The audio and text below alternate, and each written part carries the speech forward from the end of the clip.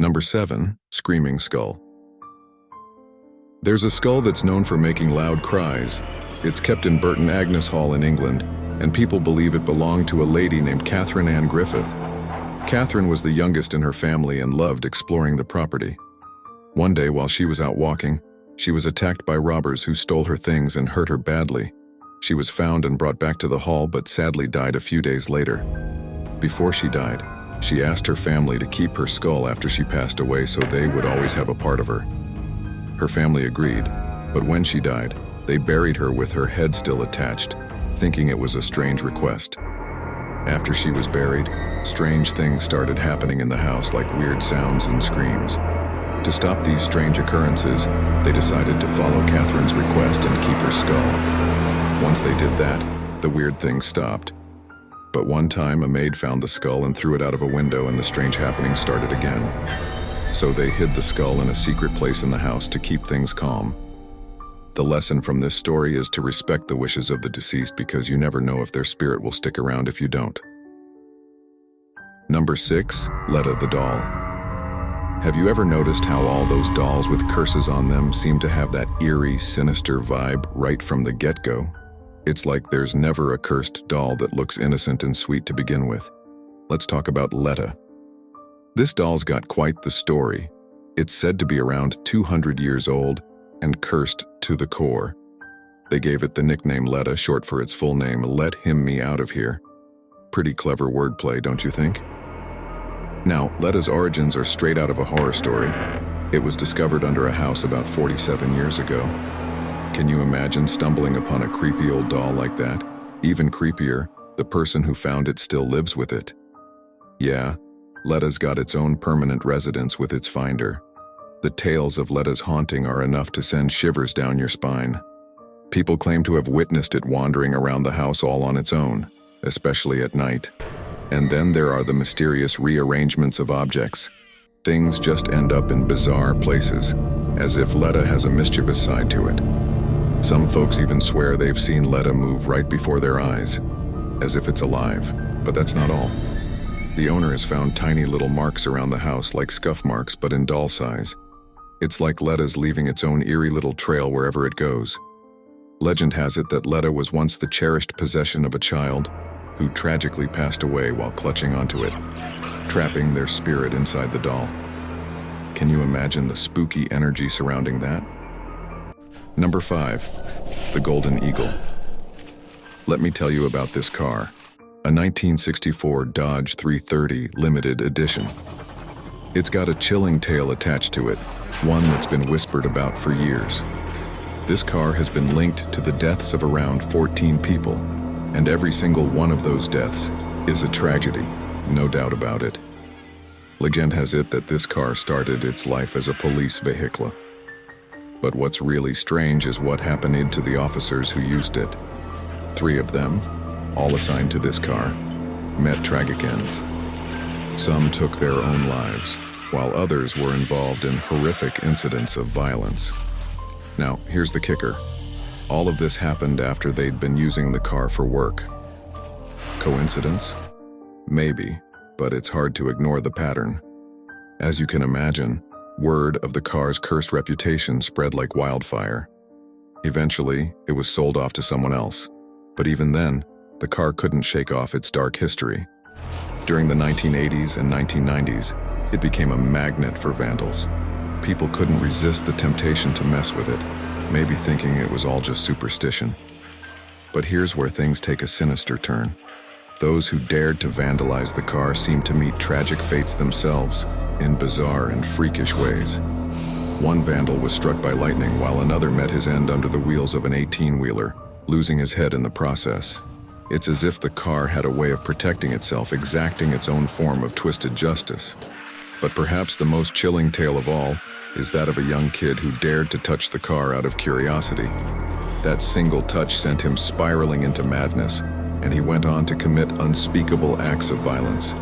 The details are too gruesome to recount here. Now, this cursed car has found its way into the hands of Wendy Allen.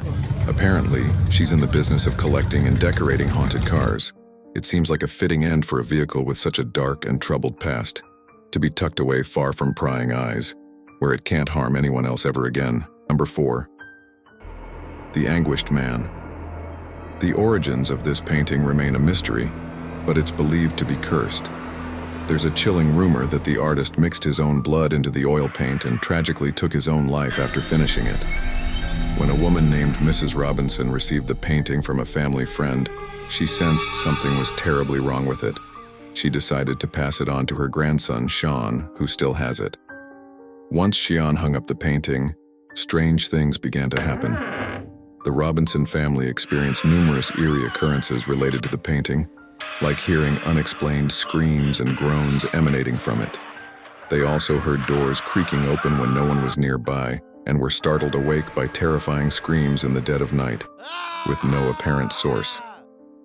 Sean even uploaded videos to YouTube, showcasing these paranormal events. In response to the escalating disturbances, the family decided to keep the painting hidden away in their basement, where it's less likely to cause trouble. It seems like the safest option considering the unsettling events surrounding it. Number 3. Letta the Doll. Back when I watched the Annabelle movie in 2014, I had no clue it was based on a real doll. I've learned all about the true story behind it.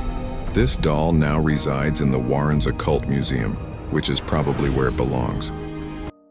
The story kicks off with a college student named Donna, who got the doll as a gift from her mom, who bought it from an antique store. Donna and her roommates started noticing some really creepy stuff happening, swearing that the doll was moving on its own. It would show up in different spots and change positions in their apartment. Things got weirder when Donna found notes saying, "Help," in her apartment, and discovered the doll in a new position covered in red stuff one night. The girls decided to reach out to a medium, who confirmed their suspicions, saying the doll was possessed by a spirit of someone who died in their apartment building. Oddly enough, the girls didn't immediately get rid of the doll. Then their friend Lou, who was visiting, heard strange noises one night and went to check them out, only to be attacked and killed by Annabelle. Finally, the girls sought help from a priest, who believed the doll was possessed by a demon from hell. He put them in touch with Ed and Lorraine Warren, renowned paranormal investigators. They tried to exorcise the doll, but it didn't work out as planned. Now Annabelle is kept in a glass box in the museum, hopefully unable to cause any more harm. It's a chilling reminder of the dangers lurking in the supernatural realm. Number 2. Thomas Busby's chair. Thomas was a man from Thirsk, North Yorkshire, who wasn't known for his kindness, but he had a deep attachment to his chair. In 1702, he found his father-in-law sitting in it, which led to a heated argument. His father-in-law even threatened to take his daughter away, though she was an adult, reflecting the norms of the time. In a fit of rage, Busby, as he was known, kicked his father-in-law out. Later, he went to the father-in-law's house and killed him with a hammer, hiding the body in the woods. However, the body was discovered, leading to Busby's arrest, conviction, and death sentence. Legend has it that on his way to the execution, Busby asked for a final drink at his favorite pub.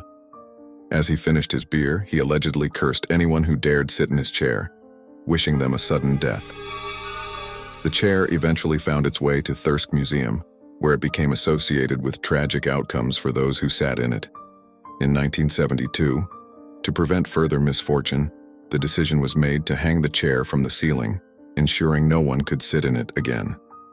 Given the chair's dark history, it's no surprise that many would hesitate to sit in it, myself included. If you had the chance, would you dare to sit in the cursed chair? Let me know in the comments below. I certainly wouldn't. Number 1. Old Nick.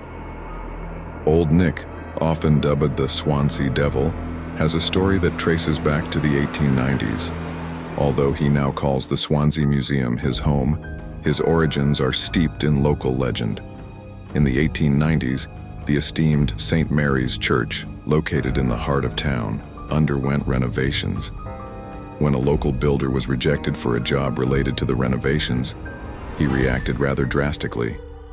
Seeking revenge, he purchased a row of cottages adjacent to the church and demolished them all. In their place, he constructed large brick offices and commissioned the carving of Old Nick, placing him atop the office building, overlooking St. Mary's Church. Legend has it that the builder himself cursed the church, proclaiming, "When your church is destroyed and burnt to the ground, my devil will remain laughing." Years later, during World War II, a German blitz ravaged the town, leaving much of it, including St. Mary's, destroyed and in ashes. Curiously, the office building with Old Nick remained untouched amidst the chaos. Following the war, Old Nick seemed to vanish for a time, only to reappear later. A petition arose to return him to his original perch, while another counter-petition emerged, advocating for him to be kept far away from the rebuilt St. Mary's Church. Today, Old Nick is housed behind glass in the Swansea Museum. While it's said that the glass enclosure is more for our protection than his, the legend of the Swansea Devil continues to captivate locals and visitors